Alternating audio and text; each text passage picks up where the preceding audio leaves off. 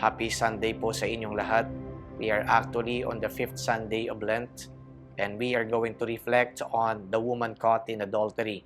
Ito po si Father Jerome, ang kasalukuyan pong rector ng National Shrine of Mary Queen of Peace o mas kilala sa tawag na EDSA Shrine. Yung iba po hindi nakakaalam na ito ay isang simbahan. Ang akala po nila, museum po ito.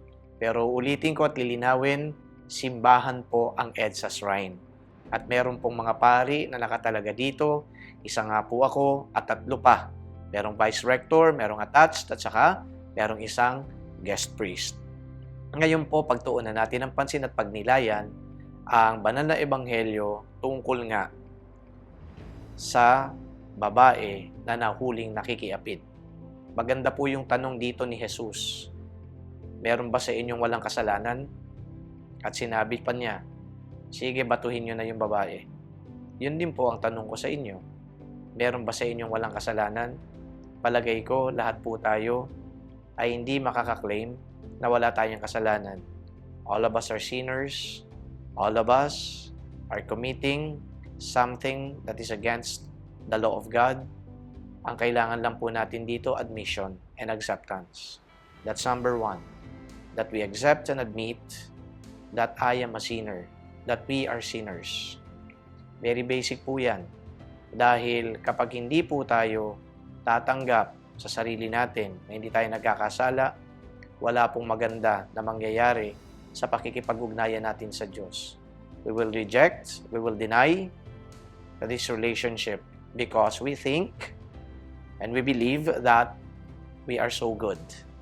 So first step, ang pag-amin at pagtanggap sa pagkakasala ng isang tao, sa pagkakasala ko, sa pagkakasala nating lahat.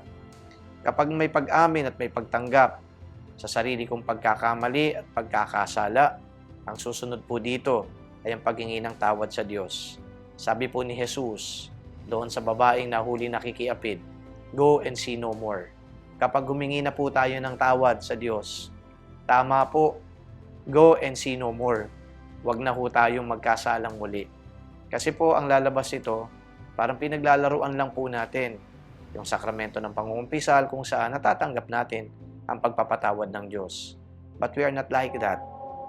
We have to prove to God that we are worthy of the forgiveness that He gave us. And so therefore, ulitin ko po, sana sin no more. Ang kahirapan po nito, hindi basta-basta madali, na tayo ay hindi magkasala. Kumbaga ay ando doon pa rin yung mga tukso, ando doon pa rin yung mga pagkakataon siguro na makakagawa tayo ng pagkakamali. Pero sana, maisip din po natin that we are not anymore running after sin. But we are actually running away from sin.